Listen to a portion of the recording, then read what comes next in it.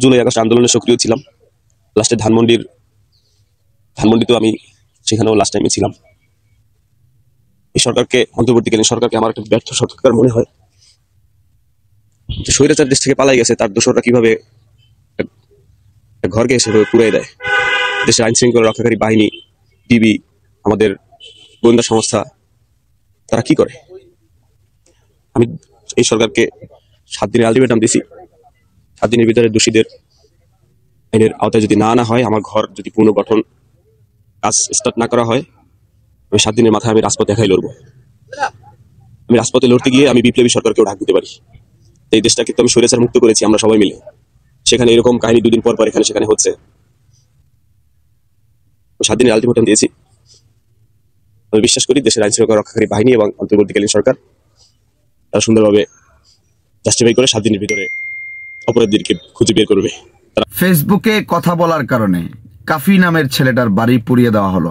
প্রিয় দর্শক, কাফিকে আপনারা চিনেন না, বাংলাদেশের সোশ্যাল মিডিয়া ইউজ করেন এমন কোনো লোক নাই। তিনি কন্টেন্ট ক্রিয়েটর, বাংলাদেশের একজন ভালো পরিচিত ব্যক্তি। প্রিয় দর্শক, এই কাফি জুলাই আন্দোলনের ফ্রন্টলাইনে ছিলেন এবং তিনি বিভিন্ন সময় দেখেছি তিনি ফেসবুকে প্রতিবাদ করে থাকেন, অন্যায়ের বিরুদ্ধে কথা বলে থাকেন। আমার অনেক ভালো লাগে ছেলেটাকে, যদিও অনেক বিষয় আমার তার সাথে মিল না হতে পারে, কিন্তু কিছু কিছু ক্ষেত্রে তার সাথে আমি একমত হতে পারি। প্রিয় দর্শক, এই কাফির বাড়িতে আগুন দেওয়া হয়েছে গতকালকে। এখন তিনি কাউকে স্পেসিফিকভাবে দোষারোপ করছেন না। আমার কাছে মনে হচ্ছে আর কি, যেহেতু তিনি জুলাই আন্দোলনের ফ্রন্টলাইনে ছিলেন এবং ফেসবুকে বিভিন্ন সময় প্রতিবাদমূলক ভিডিও করে থাকেন এবং বিভিন্ন সময় প্রতিবাদ করে থাকেন, অন্যায়ের বিরুদ্ধে কথা বলে থাকেন। আমার মনে হচ্ছে তদন্ত করলে বেরিয়ে আসবে ছাত্রলীগ যুবলীগের এই সন্ত্রাসী বাহিনীদের কার্যকলাপ বেরিয়ে আসবে, তাদের মাধ্যমেই এই ধরনের অপরাধ সংঘটিত হয়েছে। আমার মনে হচ্ছে আওয়ামী লীগের সেই দুর্বৃত্তরা, আওয়ামী লীগের যে সন্ত্রাসী বাহিনীরা, এই ছাত্রলীগ যুবলীগের সন্ত্রাসীরা এই কাফির বাড়িতে অন্ধকারে গিয়ে গভীর রাতে তার বাড়িতে আগুন দিয়েছে এবং হামলা করেছে, তার বাড়ি পুড়িয়ে একদম ছাই করে দিয়েছে।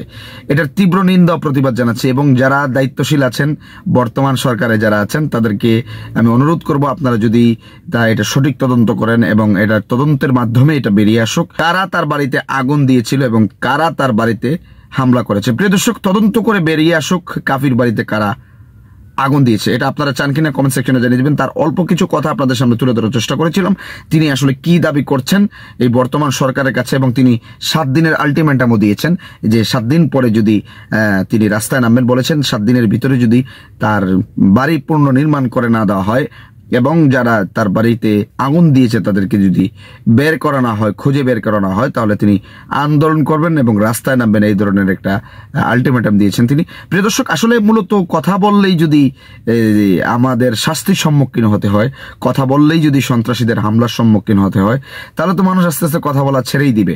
যেখানে অন্যায় সেখানেই প্রতিবাদ। কাফি ভাইকে একটা কথা বলবো, কাফি ভাই, আমি আপনার অনেক ভিডিও দেখি, অনেক ক্ষেত্রে আপনার সাথে আমি একমত হতে পারি না, যেমন মেয়েলি কিছু বিষয় আছে যেগুলো আমি পছন্দ করি না। আপনি এই জিনিসগুলো থেকে নিজেকে বিরত রাখার চেষ্টা করবেন এবং মানুষদেরকে আরো সুন্দর সুন্দর ভিডিও দেওয়ার চেষ্টা করবেন, আরো ভালো শিক্ষণীয় ভিডিও দেওয়ার চেষ্টা করবেন এবং প্রতিবাদীমূলক ভিডিও যেভাবে করেছিলেন প্রথম থেকে শুরুর দিকে, সেগুলো করতেই থাকবেন ইনশাআল্লাহ। ভালো থাকেন, সুস্থ থাকেন। আসসালামু আলাইকুম রহমতুল্লাহি ওয়া বারাকাতুহু।